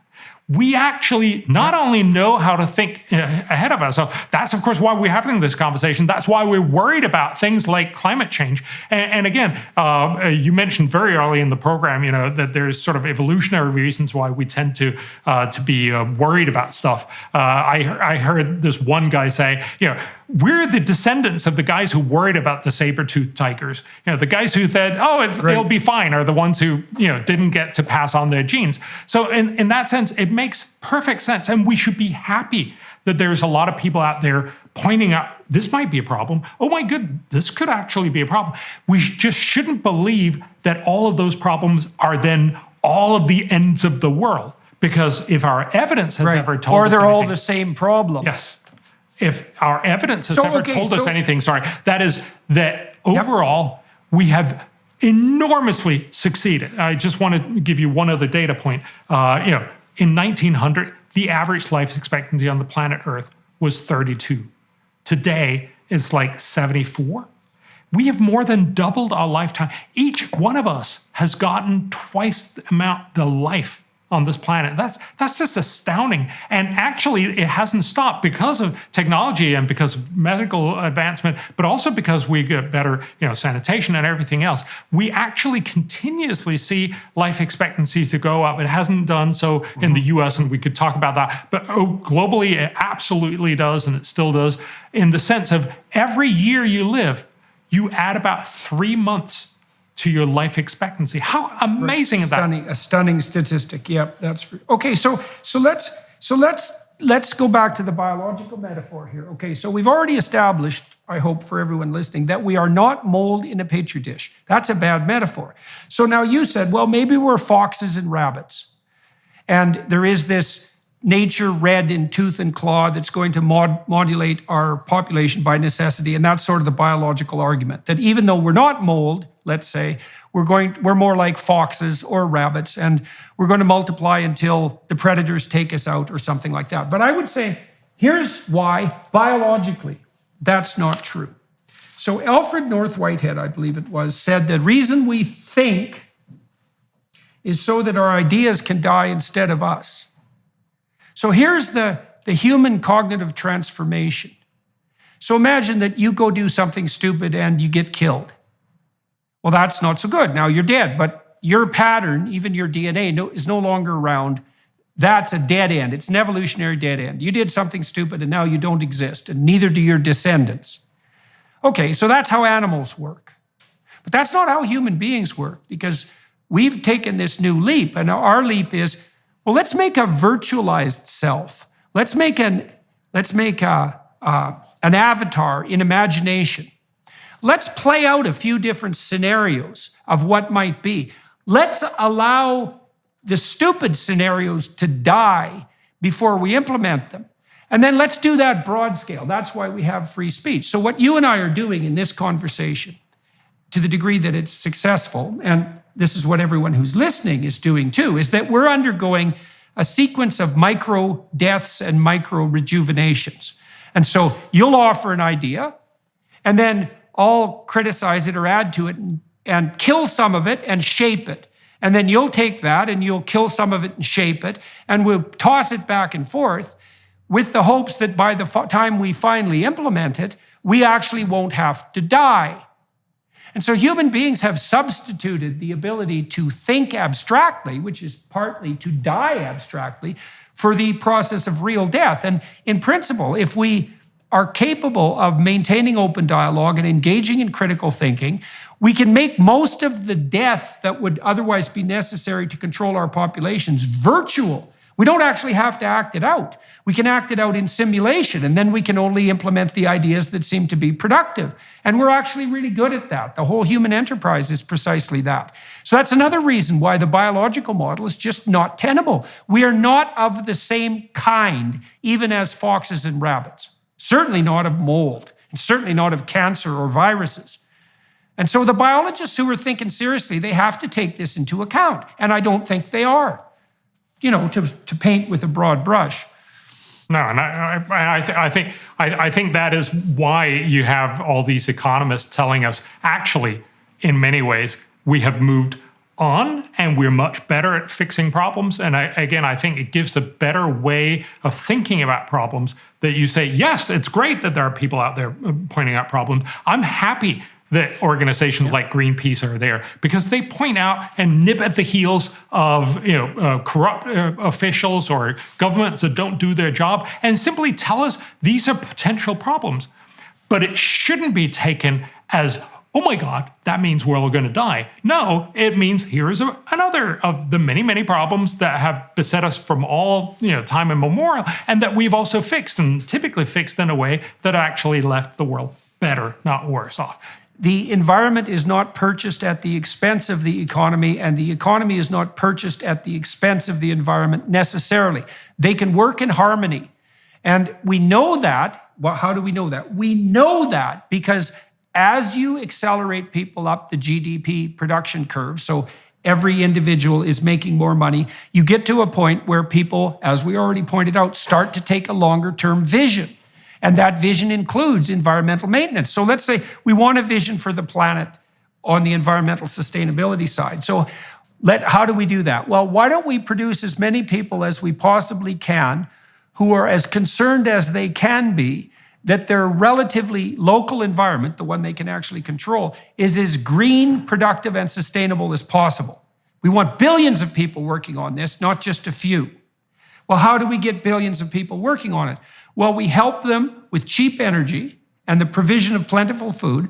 We help them provide security for their family and opportunity for their children. And then we enable them to take a longer-term view.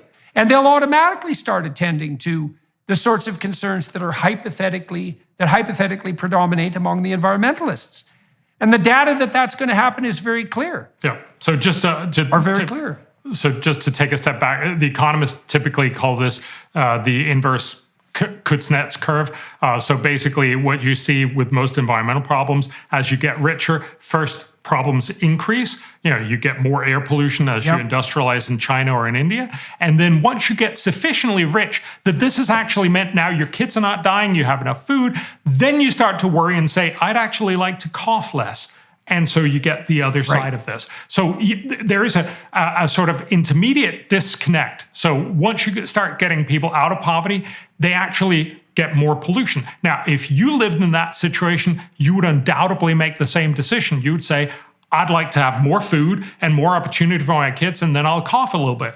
That's, remember, what we also did back in the 1800s when pretty much all cities, in Europe and the US were terribly, terribly polluted, but we were getting richer and richer. So there is this disconnect for a short time, but it's very hard to imagine that the right way is to say, well, then let's not at all start down the route of getting much better off and actually living in a world that we both like and that where we'll actually be worried about the environment in the long run. We'll be back in one moment. First, we wanted to give you a sneak peek at Jordan's new series, Exodus.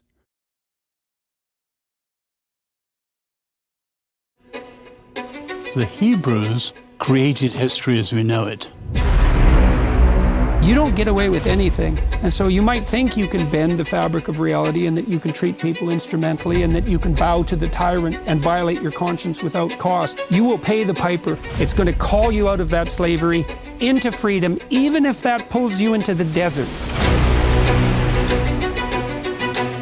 And we're going to see that there's something else going on here that is far more cosmic and deeper than what you can imagine. The highest ethical spirit to which we're beholden is presented precisely as that spirit that allies itself with the cause of freedom against tyranny. And yes, there is that exactly. hope. I want villains to get punished. But do you want the villains to learn before they have to pay the ultimate price? That's such a Christian question.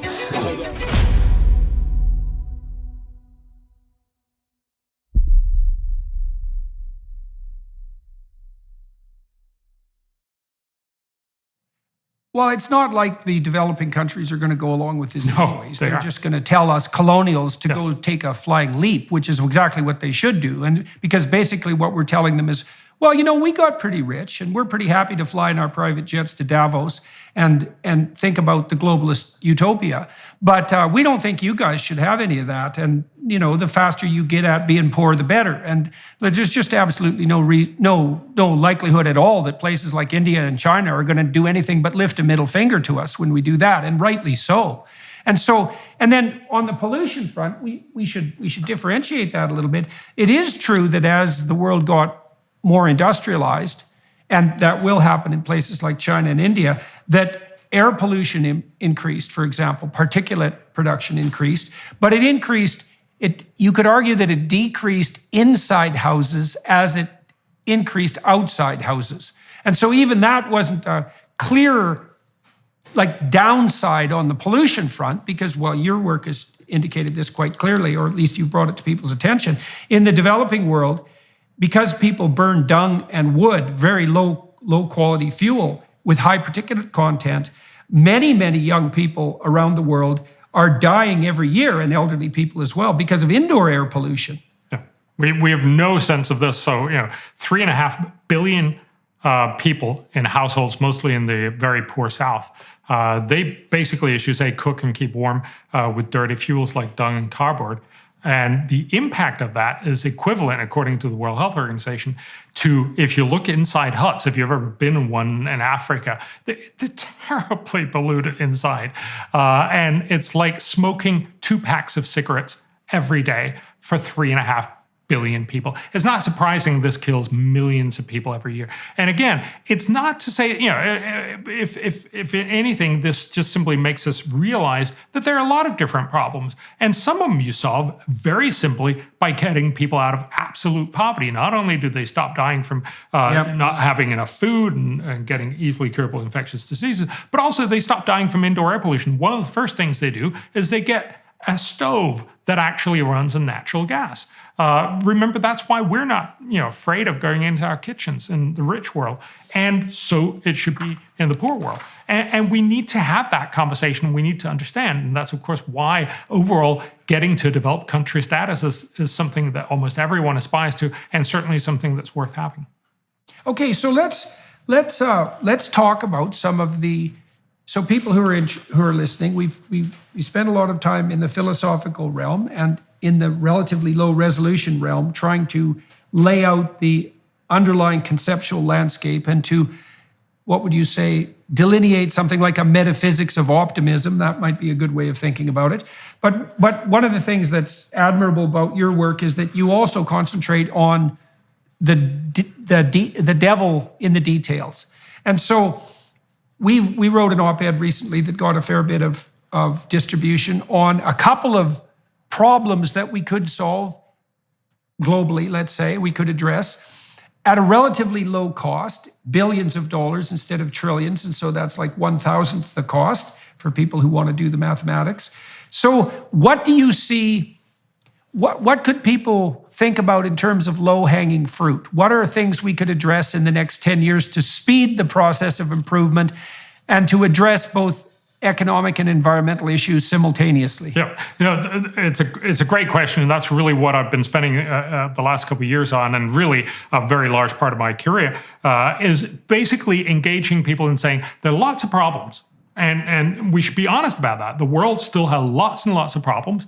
Some of them are very hard to solve. Some of them are very easy to solve.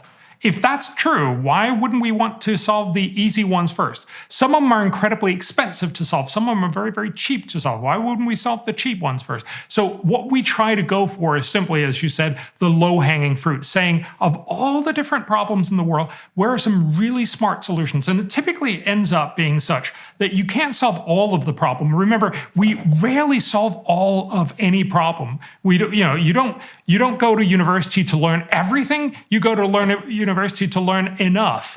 Well, I could go on with that metaphor. I don't think I will. But the point here is to say you need to find out when is enough enough. What are the really smart things? So take one thing that we actually wrote about in the op-ed.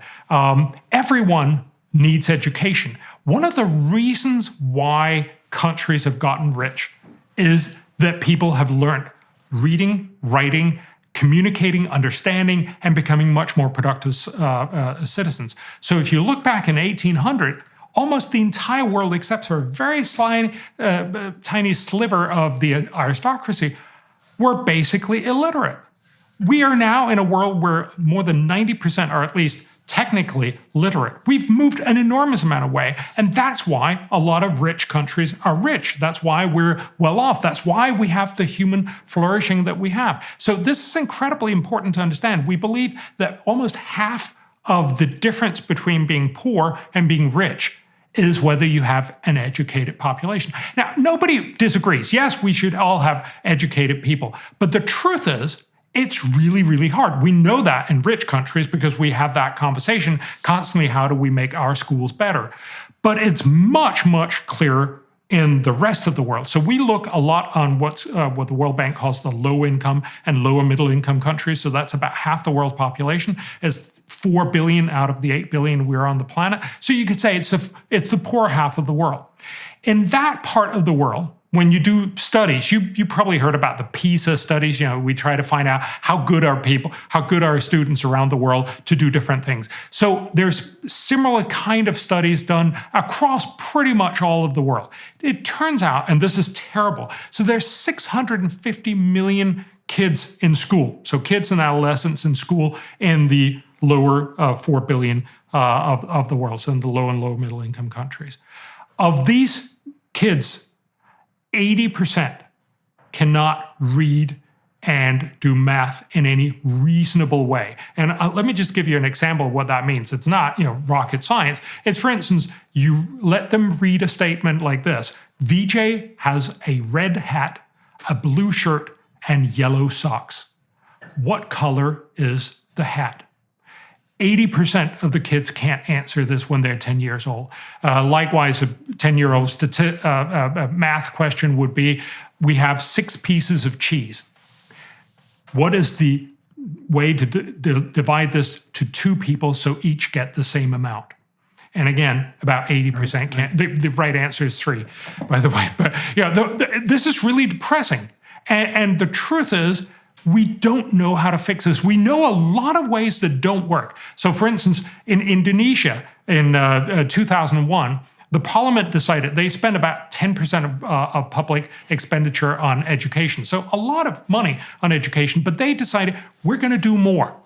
So they decided we're going to put in the Constitution that we need to spend 20% on education. That's potentially a great thing. You really want to help the country. So what they did was they built a lot of new schools. They got many more teachers. So they went up from 2.7 to 3.8 million teachers. They now have one of the lowest class sizes in the world. They have great teachers. They have lots of teachers, and they're really well paid.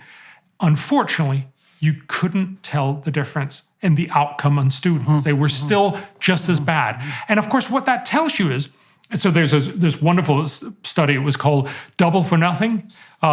We basically, in Indonesia, paid twice as much and got nothing out of it. That's the worst kind of way to try to help the world. Now, a lot of people will make these arguments. We need to pay teachers more. It turns out that if you pay teachers more, they become really, really happy, which is not surprising, but it doesn't actually increase learning by students.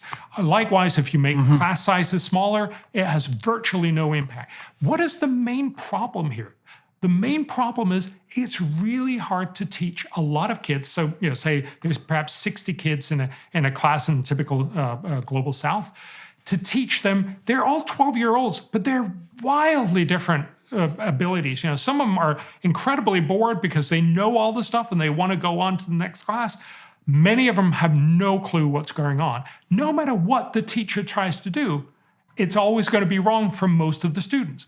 This is why, a lot of people have then tried to say, are there ways to solve this? And the answer is yes. These are the Norman Borlaugs, if you will, of the world, who've come up with new and interesting and amazing ideas. I'll tell you about one of them. So this one is about getting basically a teaching aid on a tablet. So it could be an iPad, but it'll probably be a cheaper, knockoff Android kind of thing.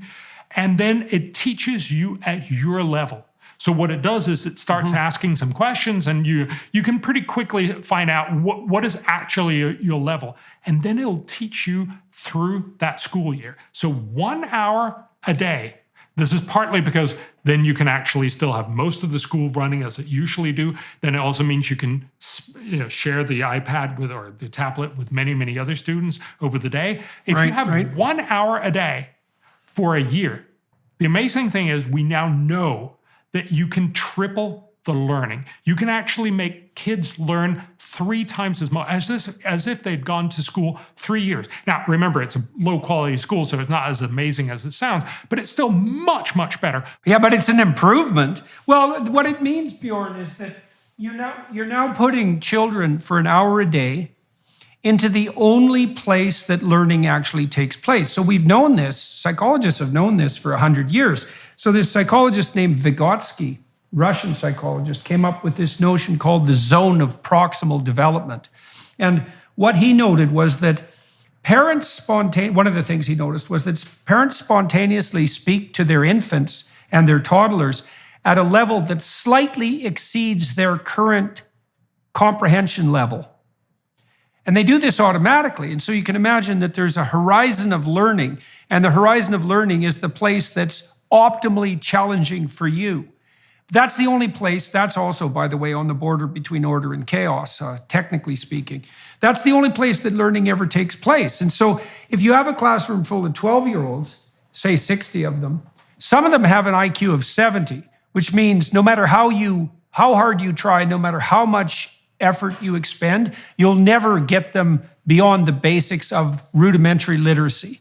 And some of them have IQs of 145, which means those are kids who could learn to read at 12 to 1,500 words a minute and who'd be capable of operating at the highest end of cognitive development. They're all in the same class. Well, obviously, you can't pitch to the middle of that because, as you said, you'll make a shambles of it.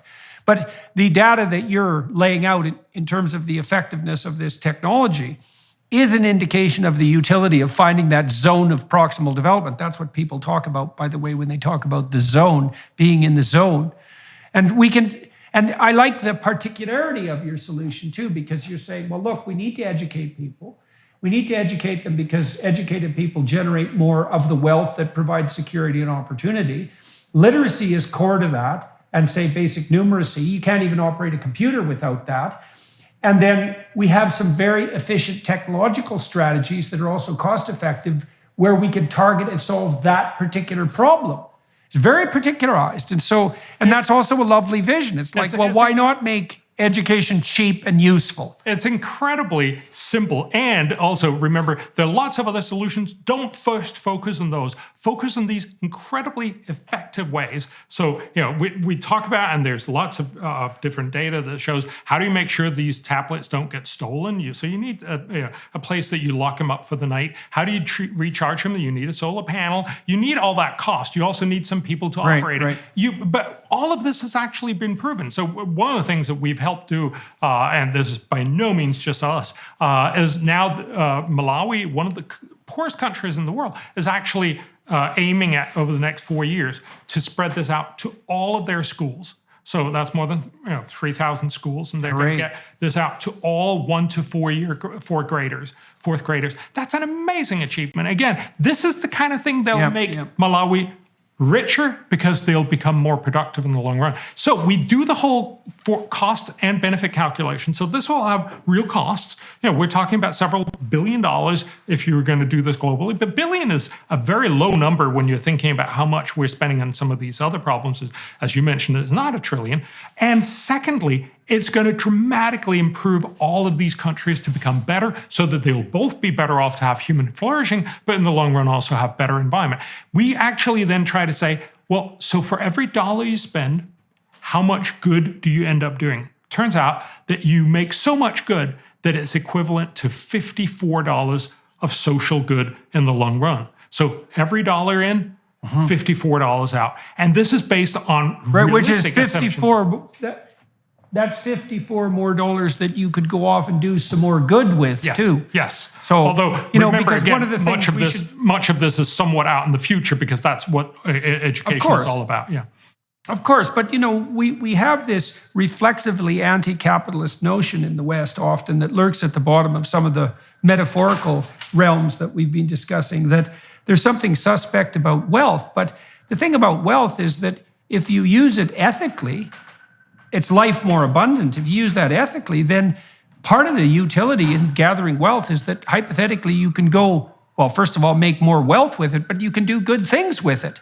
And so it isn't like Scrooge McDuck luxury in the money bin that we're talking about here. It's the opportunity to make things better for people. Now, the other thing we wrote about in that op-ed, you just talked about the education front. Maybe we can close with this next proposition. And by the way, for those of you listening and watching, this is just one of many, although Bjorn's done a very good job of trying to rank order these in terms of, well, let's do the cheap and easy things first. We might as well hit the ball out of the park, at least in the places we can. And maybe we can save some of the problems we don't know how to solve for the future, which is a perfectly reasonable way of going about it. We also talked about the provision of nutritional aid to pregnant women and women who have infants. And so do you want to just walk through that briefly? Just very briefly, again, we've gone from a world over the last 100 years. In 1928, we estimate about 2/3 of the whole world was deficient in food. So basically we were starving.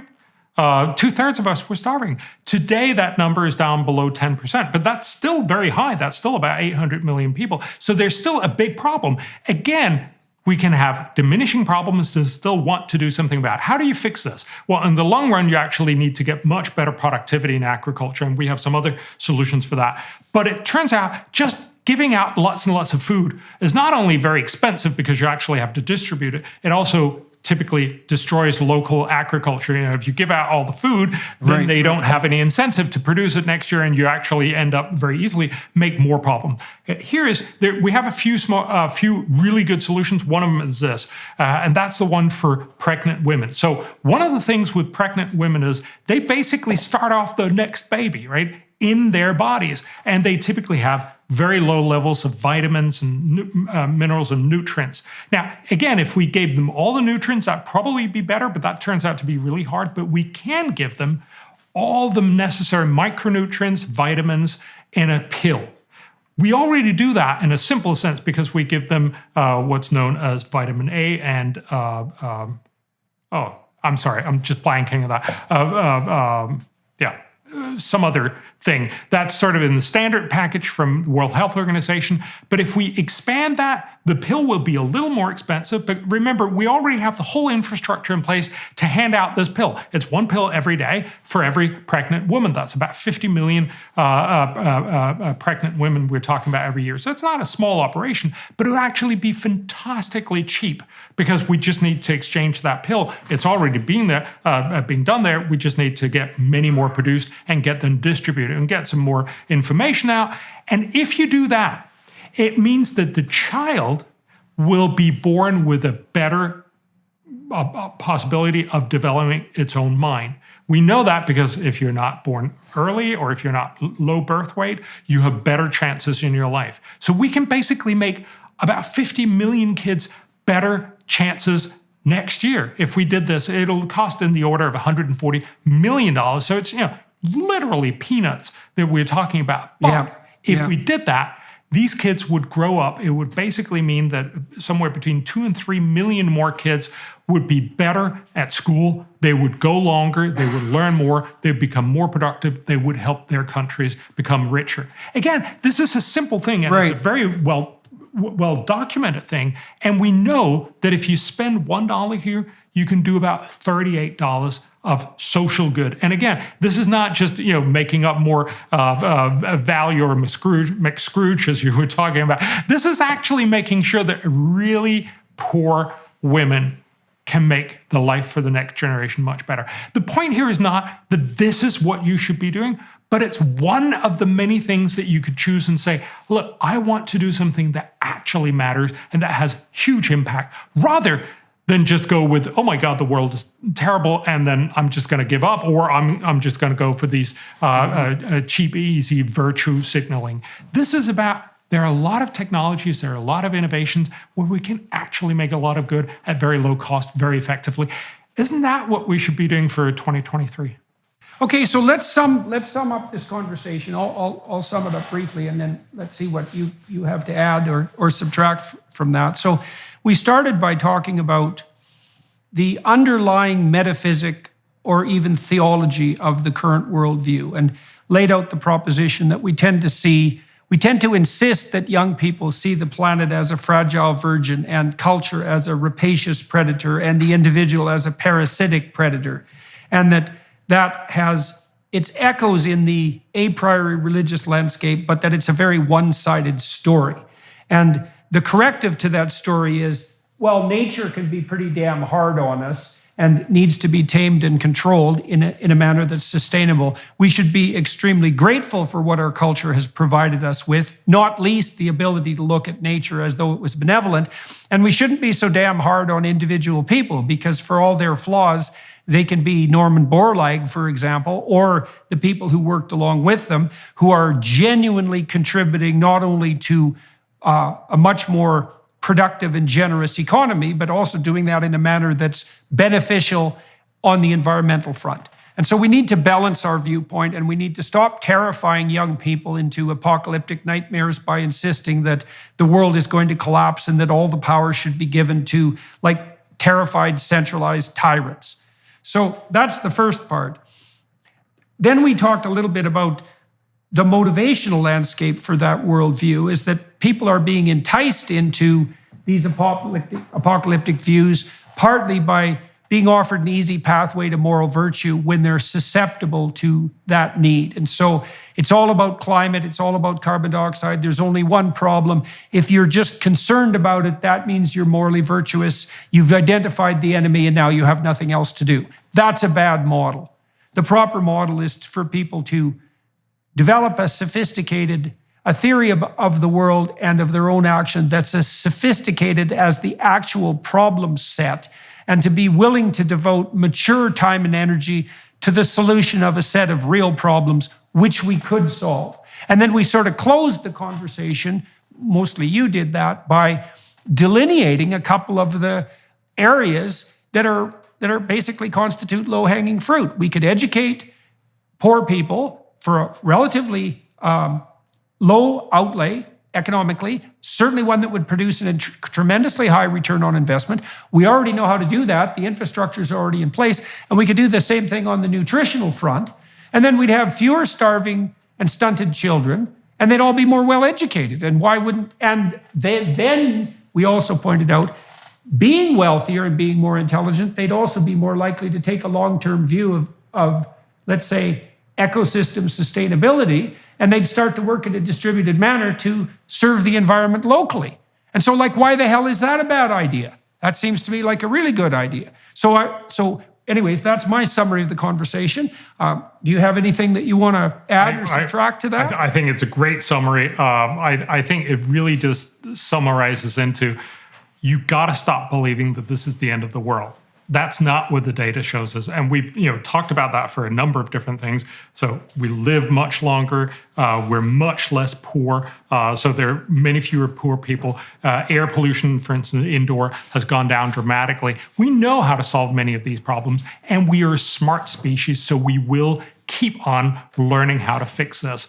Yes, this is not about moral virtue and just showing up and saying, I want to do good. This is about the long, hard grind of the Norman Borlaugs and all these other guys that actually helped us think out what are smart ideas. That's what this third idea was then, or this third part of the conversation was really about. There are a lot of smart things. Do you want to be part of that? I would love to, for all of us to be part of that. And I think that was part of why we also wrote this op-ed. It's sort of the new year is a place when you start talking about, so, what do you want to do? What do you want to do for next year? How do you want to look at the world? Stop being scared. Start thinking about, how can I help? And wouldn't it be amazing if we actually had a lot of more people saying, I want to help. I want to be one of the guys who helped get these tablets out in a developing country somewhere. I want to be the gal who focuses on making sure that we get these cheap tablets out to pregnant women. I want to help push forward these very simple ideas and, of course, come up with new ideas. This is the way we solve problems. This is the way we actually make the world even better. Right. Well, that was the other stream that I didn't summarize, is that we'd also talked about the fact that the mold in a Petri dish model, biological model of human existence is not appropriate. Neither is the fox and rabbit model, is that we have the capacity to generate and kill new ideas constantly. And we're very good at testing them in those countries where there's freedom of expression and freedom of thought. We're very good at testing those ideas. We're very good at implementing them. We've learned continually how to make more with less. We're getting better and better at that in every possible way, especially as our computational power increases. And so what that would mean is that if we could shed the apocalyptic pessimism and encourage young people to work diligently towards a mature and integrated vision of the economy and the environment, invite them to participate as people whose basic destiny is to make the world a better place for people and for nature itself, that's a viewpoint that's much better, that's much more likely to lift people out of abject poverty and also to produce a greener and more sustainable world. Well said. All right, Dr. Lomborg. Hey, for everybody who's watching and listening, first of all, thank you for participating in this conversation. And more power to you, by the way, on the upward and onward front. There's no reason to be destroying your motivation by engaging in apocalyptic doomsaying when there's many things that need to be done and could be done that are productive and useful, and many things that are positive, that are beckoning and that have already made themselves manifest. Bjorn noted, for example, that we've lifted a tremendous number of people out of poverty in the last 15 years, and we could do an even better job at that. In the meantime, I'm going to talk to Dr. Lomborg for another half an hour on the Daily Wire Plus platform. I'm interested in, with all my guests, who are generally very successful and interesting people, I'm always interested in the manner in which their responsible destiny made itself manifest, right? So one of the things that all young people contend with is the issue of where to find the central purpose, the meaning in their life. And, it's easy to get nihilistic and cynical about that and think that life has no purpose in the final analysis. But I think that's a pretty gloomy and unwarranted supposition.